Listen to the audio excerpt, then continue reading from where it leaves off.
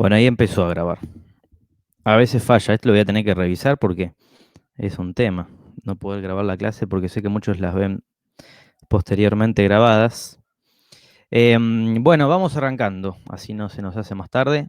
Como les decía, estuve ya viendo ahí en los mails que algunos ya me enviaron sus actividades, sus ejercicios 2, número 2. La idea, como les decía, es que la fecha de entrega no sea tan estricta ni tan rigurosa ni una única fecha de entrega, porque si no, entiendo que es importante, por lo menos a mí me parece importante que puedan hacerlo con tiempo, con dedicación, que puedan tomarse el tiempo de reflexionar y de seleccionar además a conciencia, sobre todo en este ejercicio que implicaba la selección de una escena, ¿no? De un momento de la película puntualmente.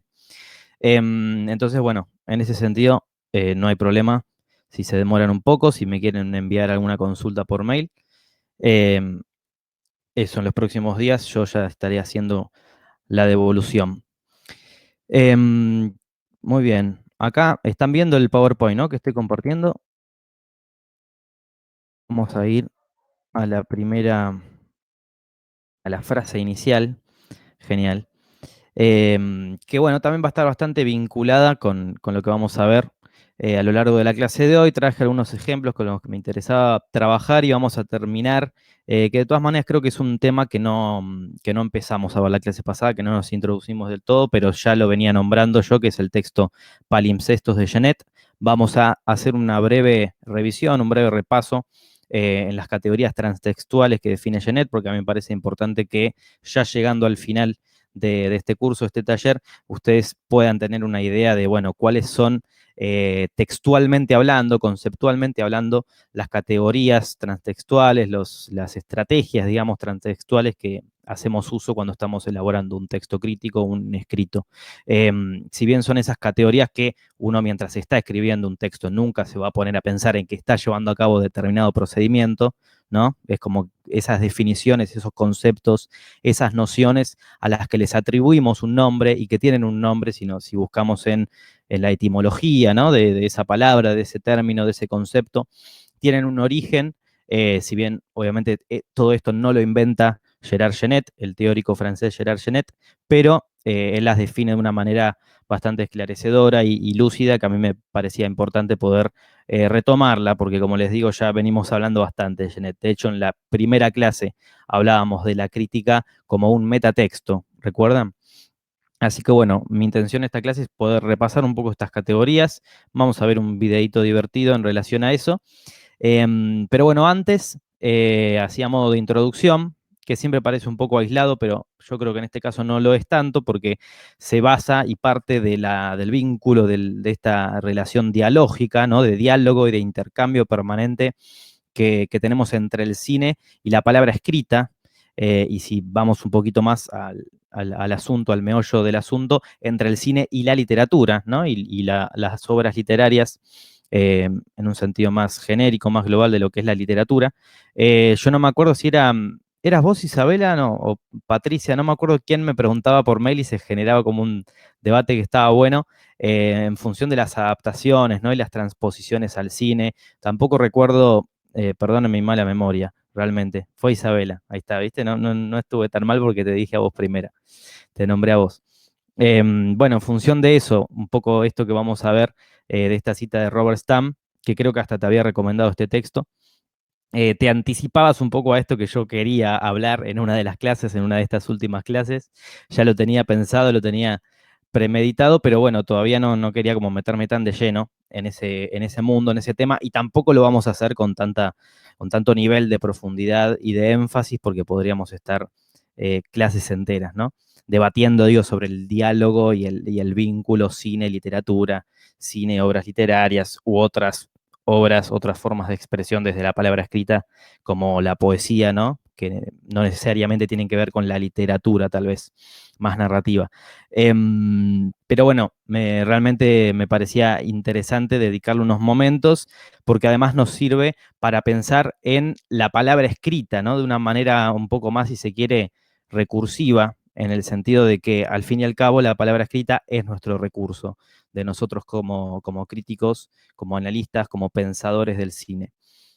más allá de que no estemos haciendo literatura, lógicamente. Estamos pensando sobre el cine y estamos materializando, ¿no? Estamos explicitando, por decirlo de algún modo, nuestras reflexiones abstractas que nos genera esa película, nuestras interpretaciones, las estamos plasmando a través de la palabra escrita. Entonces, de alguna manera, si bien no es literatura, si bien no estamos creando historias en términos narrativos, no estamos narrando, sí estamos escribiendo. Y eso es importante, me parece interesante cuanto menos esa analogía entonces.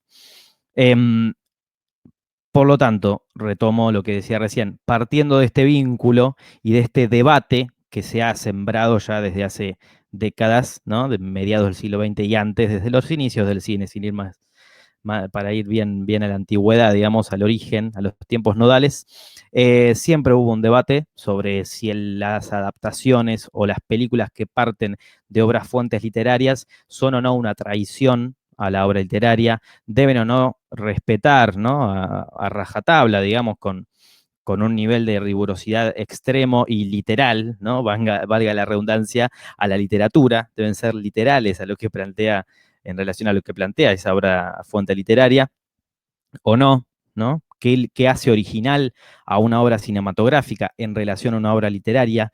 ¿Qué la hace más valuable, ¿no? En términos de mercado, en términos de las obras del cine como objeto mercantil, al fin y al cabo, como parte de la industria cultural. Y saludo a Cari, que creo que se sumó. Buenas tardes. Hola, Cari. Em, entonces, bueno, no te anda el mic, bueno, no hay drama. Cualquier cosa, sabes que está el chat abierto, por si tienen cualquier tipo de acotación de intervención. Buenísimo.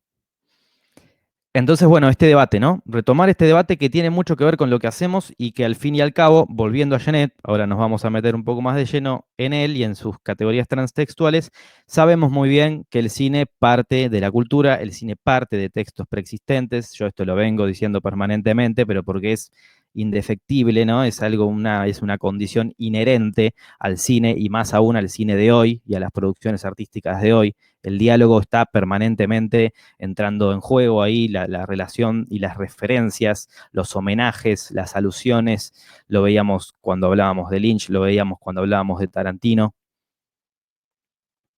lo veíamos en el corto de la semana pasada, ¿no? ¿Se acuerdan que planteábamos esta reflexión en torno a la dualidad, forma y contenido? Y yo les traje como ejemplo dos cortometrajes que parten de un homenaje, ¿no? Parten de un homenaje, uno, o mejor dicho, uno parte de un homenaje al anterior, al preexistente, y los vínculos, si bien parece que son como difíciles de distinguir, de discernir, están, ¿no?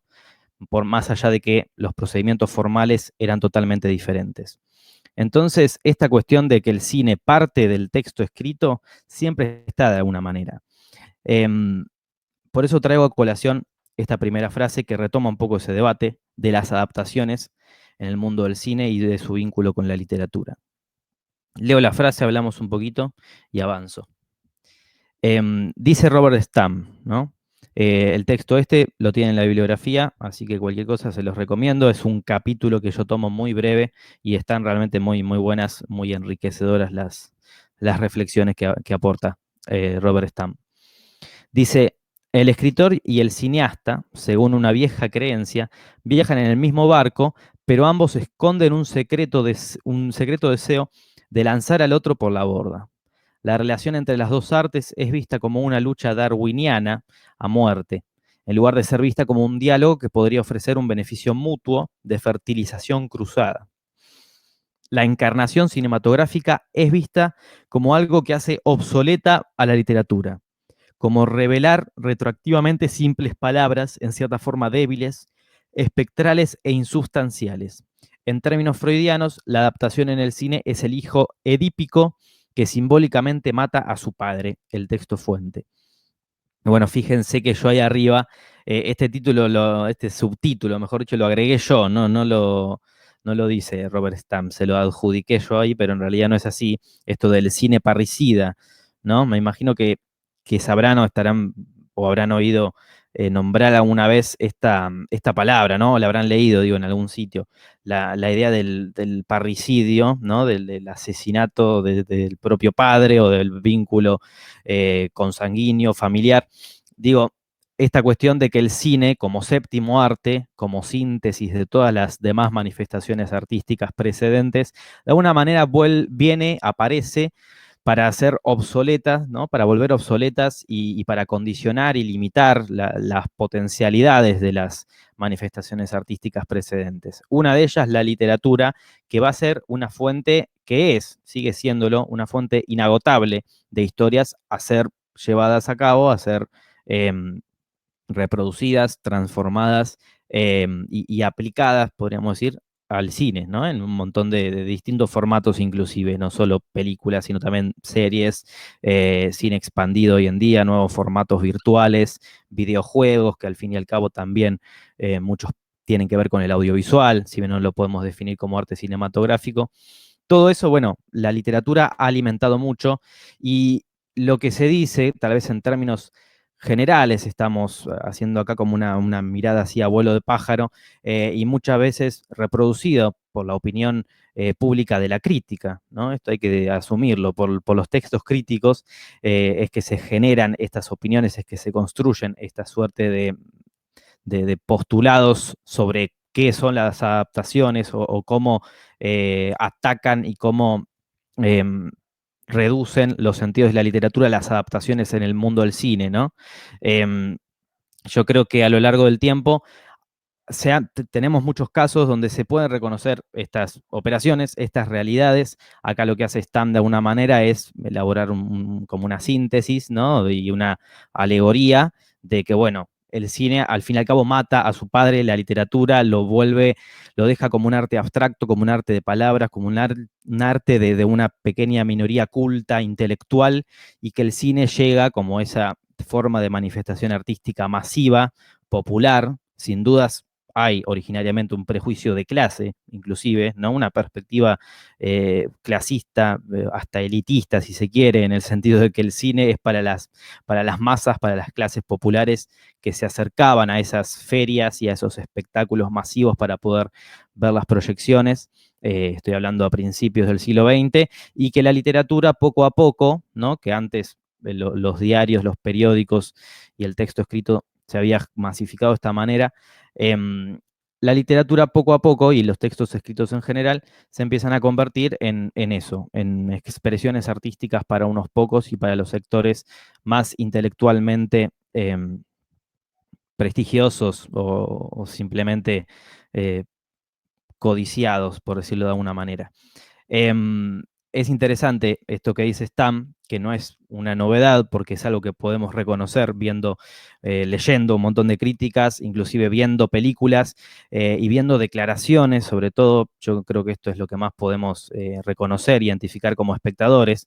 Vemos declaraciones de directores, de guionistas, de equipos técnicos, de repartos actorales, ¿no? De los actores mismos, de celebridades, que se jactan de que las películas, adaptaciones en las que trabajaron, son una copia fiel, ¿no? O una transcripción literal de lo que era la obra literaria, la obra fuente literaria, el texto fuente desde el que parten, y que por lo tanto no generan ningún tipo de debate, ni de polemización, ni de cuestionamiento, porque son súper fieles a la obra fuente, ¿no? Como si eso fuera algo bueno. Yo de esto ya hablé previamente.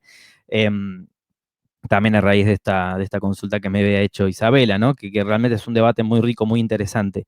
Pero bueno, yo lo tomo aquí como excusa para poder volver a plantearnos, ¿no? Para replantearnos el rol del texto crítico como reproducción de este tipo de pensamientos, ¿no? Y de este tipo de postulados, de este tipo de verdades que se vuelven un poco no sé si absolutas, pero sí como objetivas, como parte del sentido común, ¿no? Sabemos muy bien que cuando una verdad o cuando un postulado o un planteamiento, no importa de quién venga, se vuelve absoluto o se vuelve neutral o se vuelve objetivo, forma parte del sentido común y bueno, se empieza a replicar de esa manera.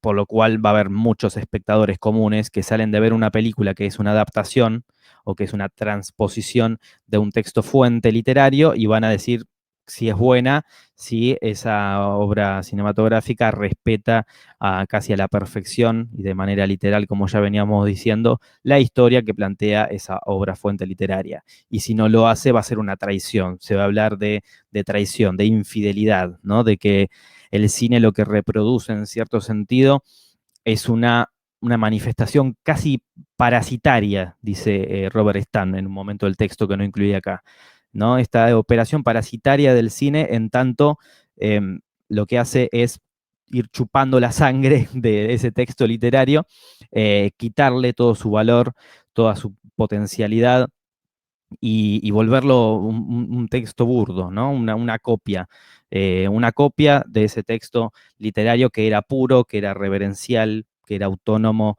que en muchos casos casi que se lo eleva, como decía, a la reverencialidad, a un nivel sagrado absoluto, y que el cine lo que viene es a destruir ese texto. Muchas veces se piensa así y muchas veces es la crítica la que reproduce este tipo de interpretaciones del el vínculo texto literario, obra fuente literaria y cine, adaptación. Entonces, me parece importante, significativo, que podamos reconocer cómo este tipo de reproducciones se llevan a cabo muchas veces desde el rol de la crítica y que si no es el rol de la crítica el principal responsable, vamos a decir, de este tipo de consecuencias o de situaciones que se generan, sí es uno de los que más alimenta este tipo bueno, como decía, de reproducciones, de manifestaciones que se dan en torno al diálogo y al vínculo inevitable entre la literatura, entre el texto escrito y el cine. Y directamente también podríamos decir que se expande hacia el cine y otro tipo de manifestaciones artísticas, ¿no? Donde también de pronto sucede lo mismo. Porque el cine también puede partir del teatro o puede tranquilamente partir de una obra cinematográfica previa, ¿no? Puede partir de otra película inclusive.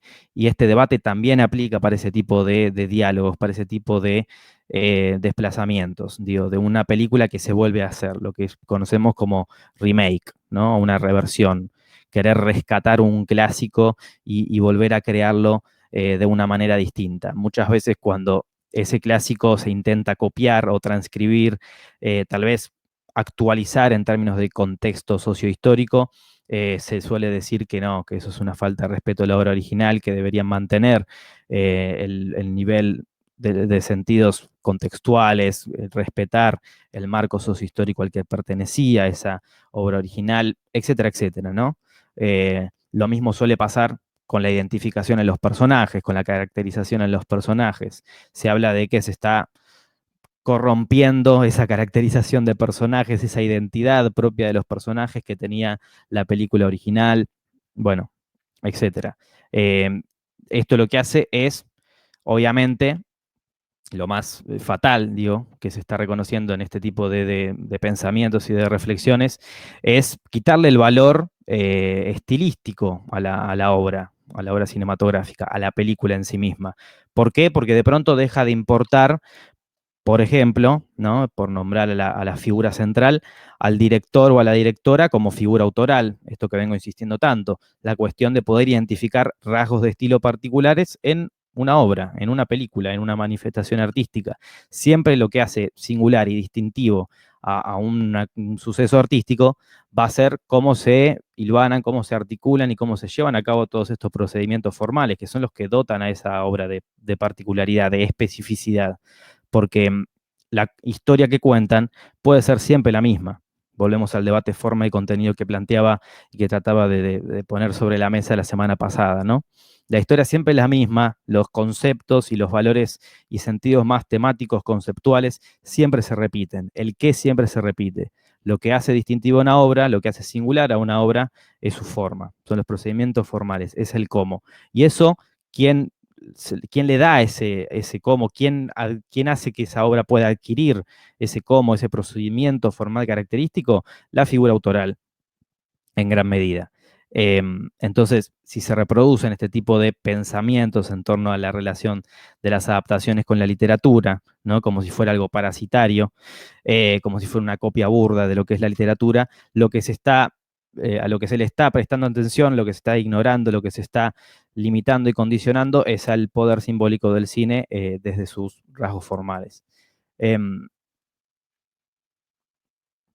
un poco lo decíamos también cuando hablábamos de esta conferencia de Lynch, esta respuesta que da David Lynch en la conferencia, ¿no? Cuando habla de defender al cine en ese sentido, de que lo que se puede contar con el cine no se pueda contar con ningún otro tipo de manifestación artística y con ningún otro medio.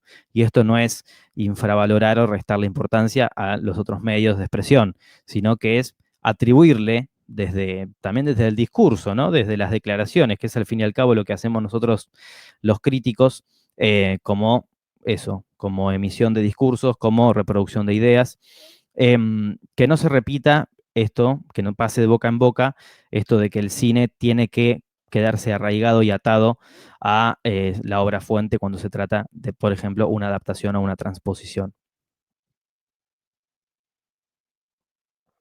El cine tiene sus propios recursos y la literatura tiene sus otros recursos. Y esto creo que tenemos que poder asumirlo y entenderlo. Em, Leo acá algunas frases también de este texto de Stam que a mí me parecen apropiadas. En términos lacanianos, el significante imaginario icónico del cine, acá está citando a Metz, a un concepto de Metz, gran teórico a lo largo de la historia del cine y de la semiología también, ¿no? Del siglo XX, triunfa sobre el logos de la palabra escrita y simbólica, de la cual la literatura permanece como la forma más prestigiosa. El cine y los otros medios visuales parecen amenazar con el colapso del orden simbólico y del poder de los padres literarios, los narradores patriarcales y las artes consagradas.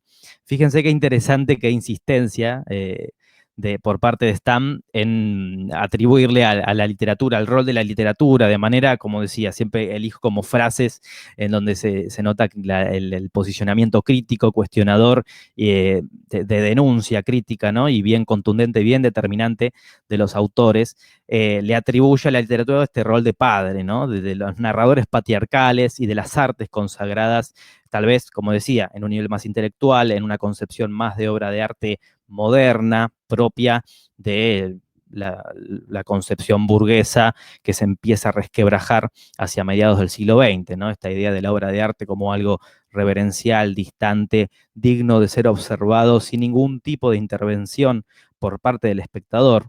No estoy hablando de intervención en términos táctiles ni sensoriales necesariamente, sino en términos de interpretación, en términos cognitivos, ¿no? El espectador tenía que mirar desde lejos y esta concepción de la obra un poco se empieza a deshilachar y a desilvanar con manifestaciones artísticas como las del cine.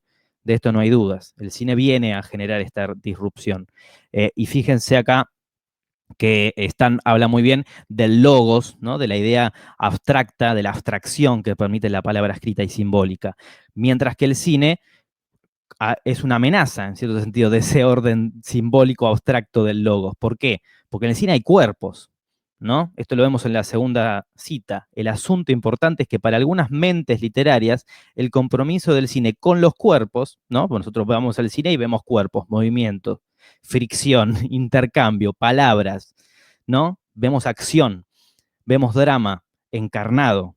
Ese drama está encarnado, no está en abstracto, no nos lo tenemos que imaginar, no tenemos que hacer tanto esfuerzo por imaginarnos la proyección de ese drama, de ese contacto corpóreo, vamos a decir. ¿Qué dicen muchas mentes literarias? Dice acá Stam. Le resta crédito al cine como una forma de arte seria y trascendente, por ejemplo, la literatura, ¿no? La jerarquía cuerpo y mente, fíjense, esto que decía recién, que influye en el prejuicio imagen-palabra, ¿no? Lógicamente, lo que vemos desde la imagen nos llega de manera más directa y muchos dicen nos hacen pensar menos, ¿no?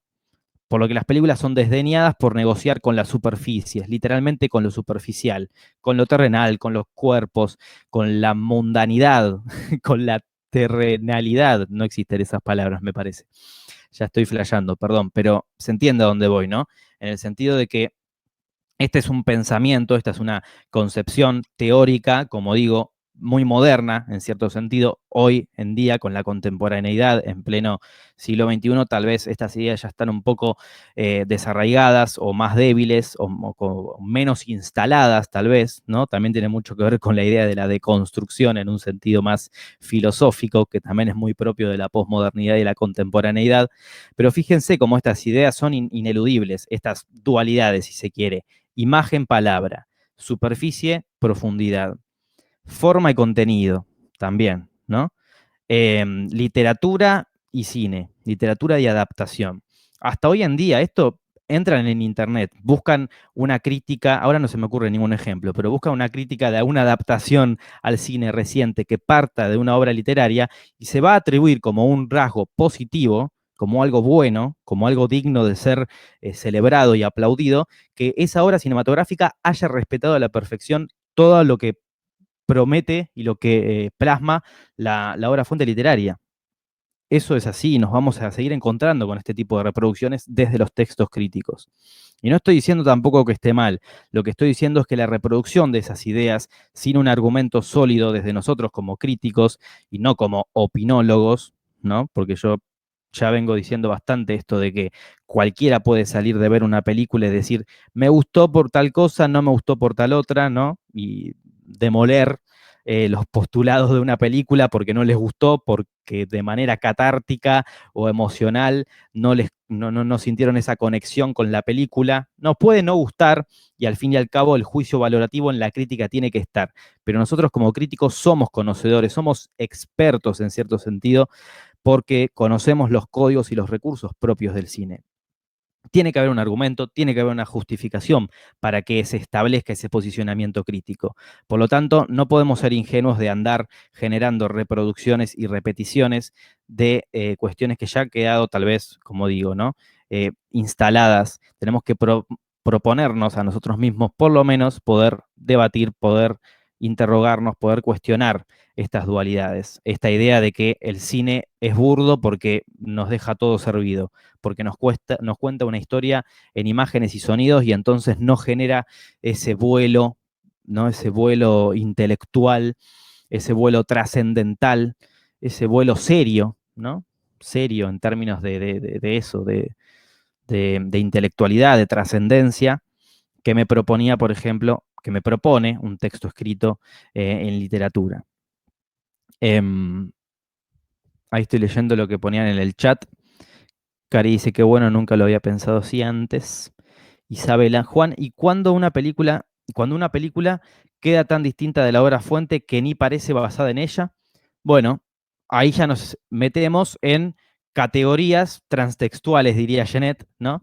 Que nosotros no las vamos a ver de manera tan específica porque, bueno, esto no es un curso sobre adaptaciones o sobre modos de entender a la adaptación en el cine, pero nos vamos a encontrar con un montón de autores que nos van a decir, bueno, no es lo mismo, lógicamente, una obra que una película que está basada fuertemente, ¿no? Bien arraigada a su obra fuente literaria, y otra que está inspirada en, ¿no? Y que de pronto toma esa obra literaria como un punto de partida, como una idea disparadora preliminar, pero no se detiene tanto en ella.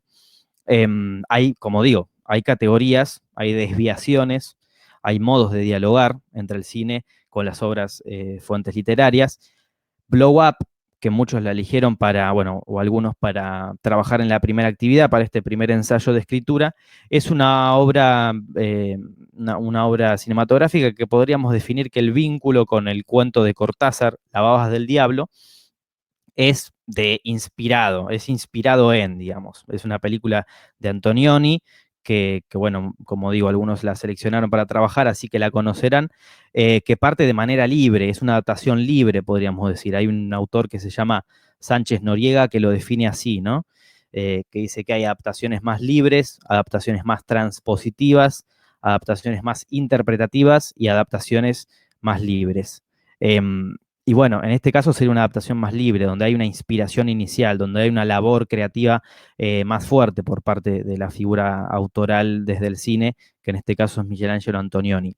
Eso no significa que una película que parte de una obra fuente y que el vínculo que se traza entre ellas es más arraigado, más fuerte, porque se reproducen de manera más marcada los acontecimientos que hay en esa obra literaria, ¿no? Y de pronto es una adaptación más fiel, una adaptación más ilustrativa.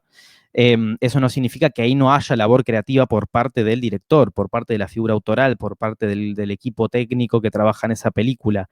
No significa que no haya una puesta en escena, no significa que no haya procedimientos formales particulares de esa película, ¿no?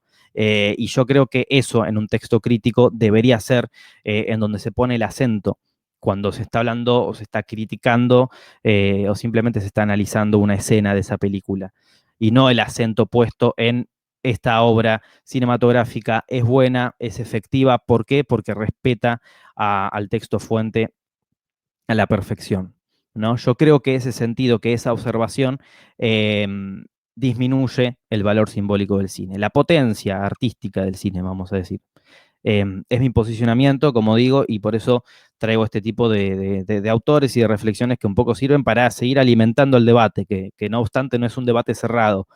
Fíjense que yo estoy diciendo esto, pero otros autores dicen otra cosa totalmente distinta. La idea es que puedan ustedes identificar que es un debate latente para a partir de ahí construir ustedes su propio posicionamiento al respecto, ¿no? Leo lo que dice Agus y Cari. Agus dice, claro, para mí es importante que avisen, ¿no? Entre comillas, dice, antes de ver la peli, si la intención es que sea una copia fiel o si va a ser interpretado con más libertad. Porque creo que en ambos casos lo importante es la forma, el cómo lo hicieron. Y uno elige si aceptar el código de lo que va a ver o no. Por ejemplo, si veo una novela, tengo que aceptar los clichés. Obviamente, esta acotación que hace Agus, que me parece muy pertinente, sirve también para recordar la cuestión del género, ¿no? La concepción del género, que el género siempre está regulando de una manera, perdón, el horizonte de expectativas por parte del espectador. Entonces, sabiendo yo por los afiches promocionales de la película, por decirlo de alguna manera, por el tráiler, por lo que veo en internet en un primer visionado, en una primera indagación de esa película, más o menos ya me voy creando esas expectativas con respecto a la película y más o menos ya voy investigando un poco qué tipo de nexo, ¿no? Qué tipo de articulación y de relación tiene con esa obra fuente literaria, si es que parte de una obra fuente literaria. Eh, Ahí también es importante cómo rige el género, ahí como estrategia hasta comercial, ¿no? En cierto sentido. Cuando vemos una película que tal vez parte de una obra literaria y hay algo en el póster que remite a esa obra literaria o ponen directamente basado en tal, ¿no? En tal novela de tal autor o inspirado en, ¿no? Ese tipo de estrategias, como digo, más desde lo comercial, también son importantes y también ya ayudan a anticipar por parte del espectador a qué va esa película, ¿no? Y por eso está bueno lo que marca Agus. Cari dice, yo hablaba de eso justo, me parece interesante ver al director de la película como autor de la idea de que le inspiró el libro y no ir a ver la peli como que tiene que ser igual al libro. Antes lo pensaba así y me parecía que si no era igual al libro estaba mal. Y ahora con esta charla ya veo las diferencias. Interesante. Es otro lenguaje el cine y está bueno analizarlo así. Totalmente. Y a ver, que no sé, tal vez me cuesta ser claro en esta cuestión, que es un debate, como digo, ¿no? Muy descarnado casi, como muy extremo a veces, que parece que hay como una grieta y en cierto sentido lo hay, pero mi autorreflexión, si se quiere, ¿no? Mi toma de conciencia y mi cuestionamiento crítico va más hacia el rol de la crítica, que es al fin y al cabo lo que nos trae hoy acá. No va tanto al sentido de, bueno, de que los directores está mal que digan tal cosa. Yo tomo eso como ejemplo. Directores o celebridades o que forman parte del elenco, lo que fuera va más hacia la crítica, ¿no? Y la responsabilidad y el compromiso que tiene el rol de la crítica, muchas veces como reproducción de estos postulados, ¿no? Estas cosas que se repiten desde la crítica y que yo creo que deben ser revisadas, por lo menos, y que tenemos que tenerlas en cuenta nosotros, tal vez indirectamente, tal vez implícitamente, ¿no? No tenemos por qué escribirlo en el texto crítico hablar de este debate, si tal vez lo importante es simplemente analizar la película y solo atenernos a lo que esa película nos propone, pero sí tenerlo en cuenta cuando escribimos, sí tener en cuenta que todo lo que escribamos de alguna manera estamos aportando con nuestro granito de arena, digo, ahí va a depender, obviamente, para qué medio escribamos, dónde, quiénes son los que nos leen, cuál es el destino, el lector destinatario al que nosotros apuntamos, pero siempre vamos a estar aportando nuestro granito de arena para construir sentido común de alguna manera, y tenemos que ser conscientes de eso. Porque la crítica es eso, en tanto expande los sentidos de la película, en tanto complementa y expande los sentidos de la película, no los sustituye, pero sí los complementa, tiene una gran responsabilidad, ¿no? En torno a lo que sucede sobre esa película. Y muchas veces no está la declaración de la figura autoral, no está la declaración o la manifestación pública del director de qué es lo que quiso hacer en esa adaptación, sino que está la crítica diciendo, esta película es buena porque respeta la obra fuente. Y tal vez el director ese debate en ningún momento lo tuvo en cuenta, en ningún momento tuvo en cuenta que tenía que ser una copia fiel de la literatura, su película. Él se valió de los procedimientos formales del cine y la obra cinematográfica es una adaptación bastante ilustrativa, ¿no? Bastante ilustrativa, bastante cercana a la obra fuente. Y el crítico ya sale a, digamos, de alguna manera como a jactarse de que esa película es positiva, es buena, en términos de juicio de valor, porque es fiel a la obra fuente. ¿Se entiende lo que digo, no? Que muchas veces la palabra del crítico va a valer más que la del director, porque la del director está implícitamente proyectada en su creación artística, pero muchas veces no está ese lado del director que sale a respaldar lo que quiso hacer con la película, porque muchas veces no hace falta que el director dé explicaciones. La crítica está ahí para analizar los sentidos que giran en torno a la película, y por eso tenemos mucha responsabilidad en nuestro oficio. Agus decía, de acuerdo con Cari también, lo que sí, cuando hay ciertos fanatismos, creo que se espera una peli fiel, ¿no? Pienso en Harry Potter, por ejemplo, dice Agus, no da que hagan una película súper libre que nada que ver con el libro, porque los fanáticos te prenden fuego al cine. En ese caso, como críticos, no estaría mal apoyar esa copia fiel, ¿no? A pesar de que no haya un gran despliegue cinematográfico creativo. Obviamente, con estas sagas, que tal vez podrían analizarse en un caso aparte, puede haber excepciones, desde luego. Yo creo que hay tanta operación por detrás, digo, tanta maquinaria, tanta parafernalia relacionada de manera ajena y distante a lo que pasa en términos creativos, en términos artísticos, que lo deberían analizar en un curso de producción. Me refiero a que hay toda una maquinaria que gira detrás, que tiene que ver con la selección de un elenco, de los actores, ¿no? De cómo vende. Hay algo que corre por detrás que es mucho más poderoso, mucho más pesado, y que hace que se entienda como un tema aparte. No significa que no nos podamos meter a analizar a estas películas en ese sentido, pero siempre hay un análisis mucho más rico en torno a lo que gira alrededor. Eh, por eso es un debate, por eso es un debate pendiente también, ¿no? ¿Qué hacemos con estos tanques? ¿Cómo analizamos estos tanques de producción de grandes magnitudes, de grandes envergaduras en términos de presupuesto, ¿no? Tienen que ser considerados como un caso aparte, ahí pone Agus el Sino Pesos, tienen que ser considerados como una excepción o no, ¿no? Es también un debate que, bueno, les dejo la inquietud, los invito a que sigamos repensando en función de esto, es la idea. Quería leerles, así como para cerrar con esta primera parte de la clase, una cita, es algo que armé yo en función del texto de Stan, como para cerrar un poco con estas ideas en torno al eje o al debate o a la tensión, adaptación, literatura. Las adaptaciones, dice Stam, se toman como parásitos de la literatura, esto ya un poco lo anticipaba, que se apropian del cuerpo del texto fuente y le roban su vitalidad, ¿no? Acá lo que está haciendo Stam en realidad es plantear un poco cómo es que se piensa muchas veces desde la teoría, cómo se ha pensado desde la teoría en torno a la idea de las adaptaciones. ¿Cuántas veces las críticas periodísticas, dice Stam, no han declarado que una adaptación ha disminuido el nivel del original? Sin embargo, las adaptaciones son vistas como meras ilustraciones de la novela, y los críticos siempre salen con la misma frase trillada de que una adaptación es solo la versión ilustrada de la novela, ¿no? Lo que decíamos recién. Como ha dicho Camila Elliott, una autora, las adaptaciones se consideran doblemente menores.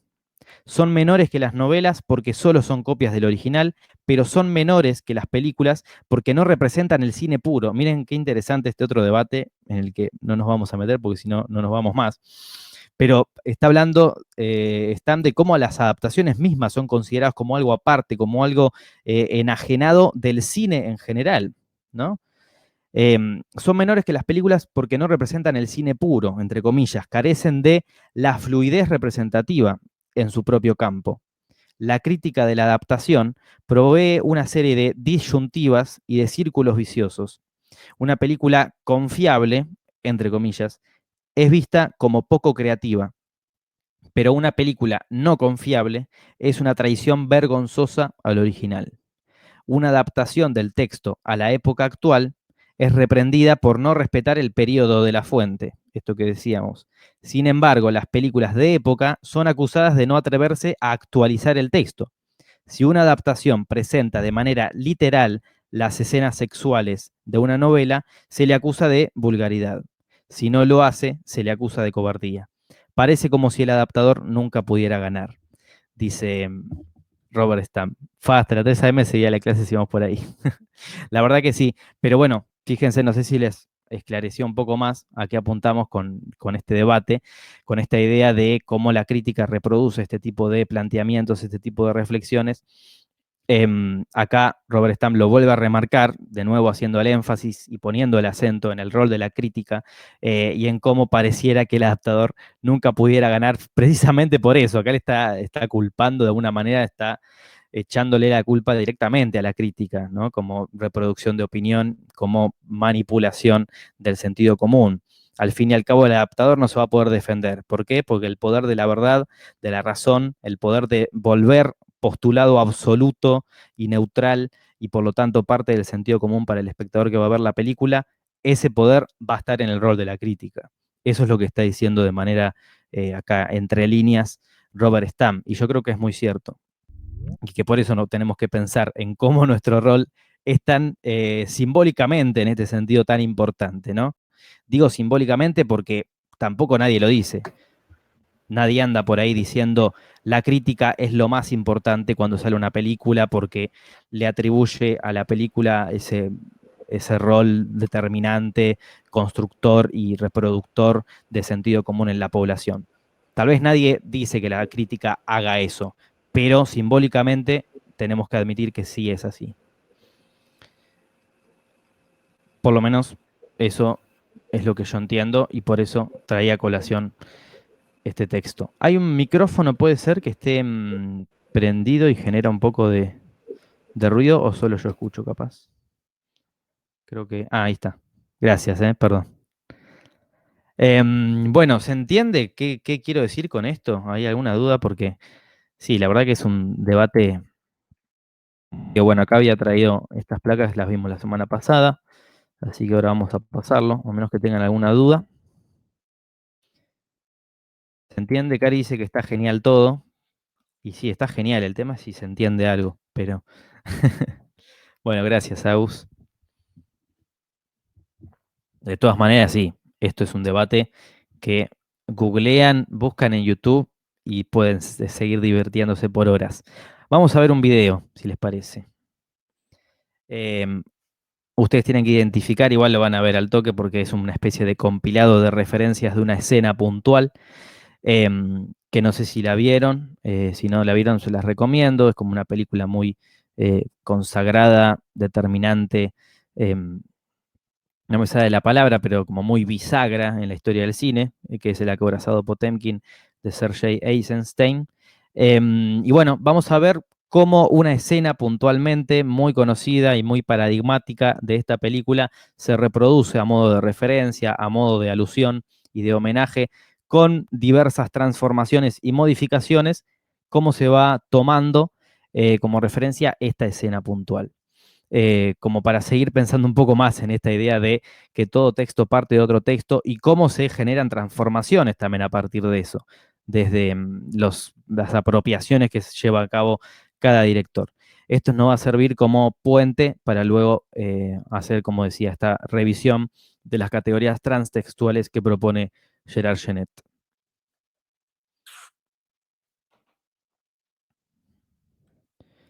A ver, a ver.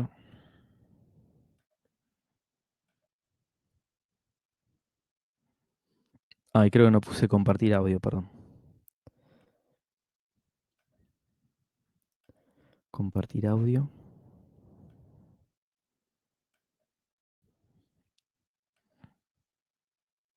Ahora me van a decir si se escucha.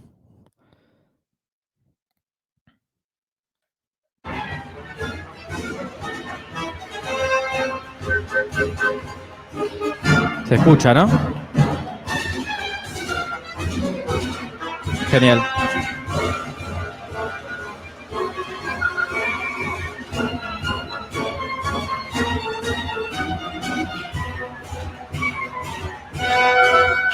Bueno, ahí estamos viendo la original, ¿no? La escena original de la peli. ¿La vieron?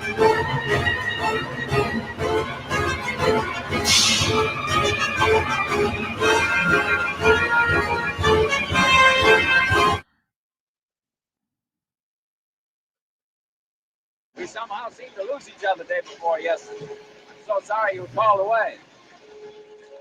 Don't you remember me? We shared the same cab together on the way to the luncheon. Excuse me.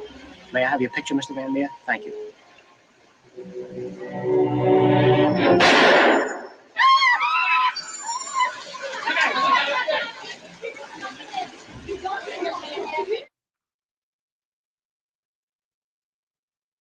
It's he. It's El Presidente.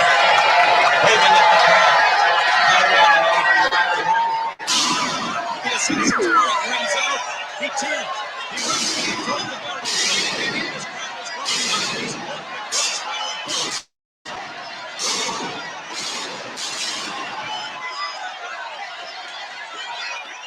and down.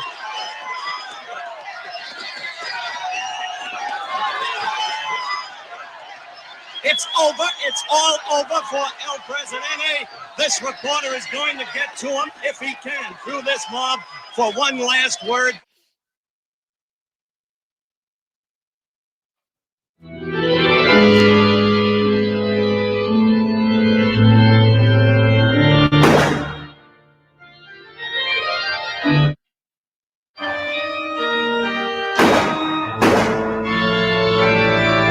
Fíjense qué interesante cómo a partir de una escena se va retroalimentando y se van juntando las referencias. O sea, acá en El Padrino, que encima ya después va a representar una escena característica, un paradigma en términos de homenaje, ya estaba tomando referencias de dos películas, no solo de la original, sino también de la de Hitchcock.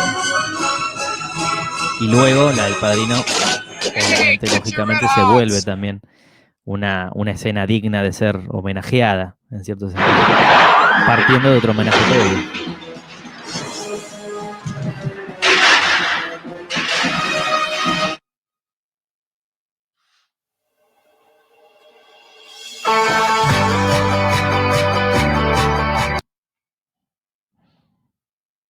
Bueno, ese es un anuncio.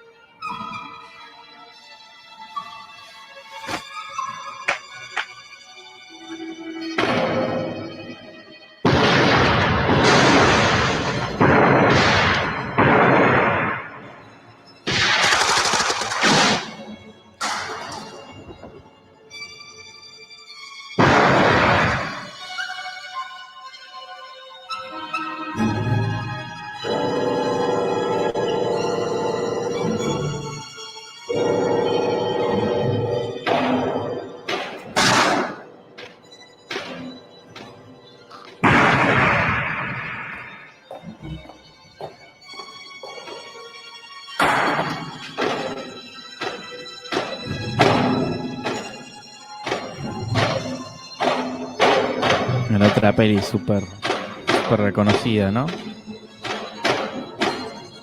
De Palma.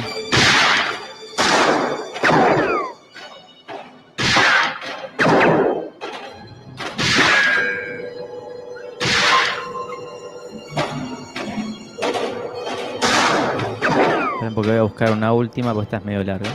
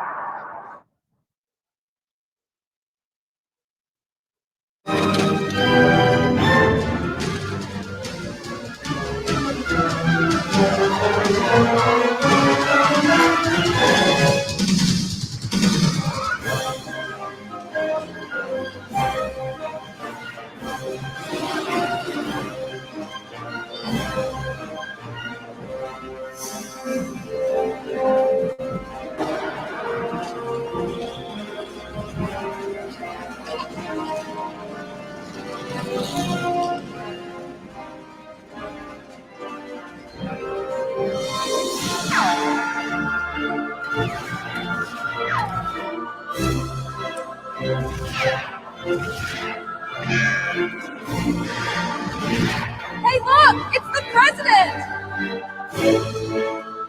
And the Pope! Es genial.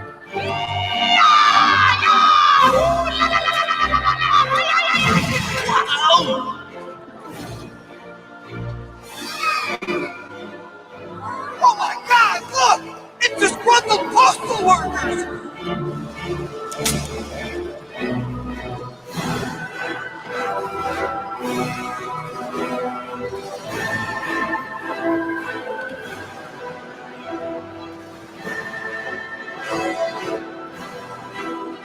Ese de ahí atrás es O.J. Simpson, supongo que sabrán, que había sido jugador de fútbol americano, que después es condenado por el doble homicidio, Romper ¿no? algunas reglas está bueno. Que sea por hacer el bien es Uy. increíble. A ver, bueno, vemos alguna más y ya terminamos.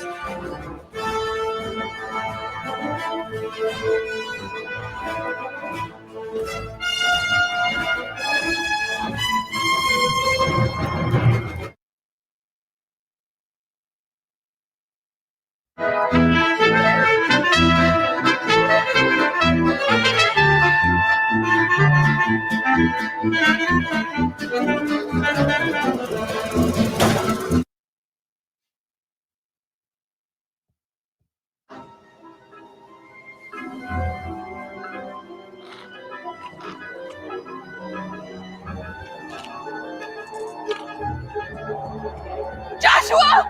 What were you doing? Where were you? Where were you?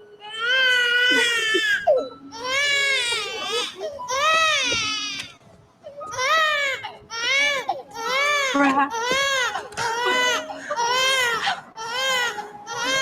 I'm so sorry. Wake up, Bradley. Jesus Christ, Mom. I'm so sorry. Bueno, ahí ya vimos varias. Paren que vuelva a compartir.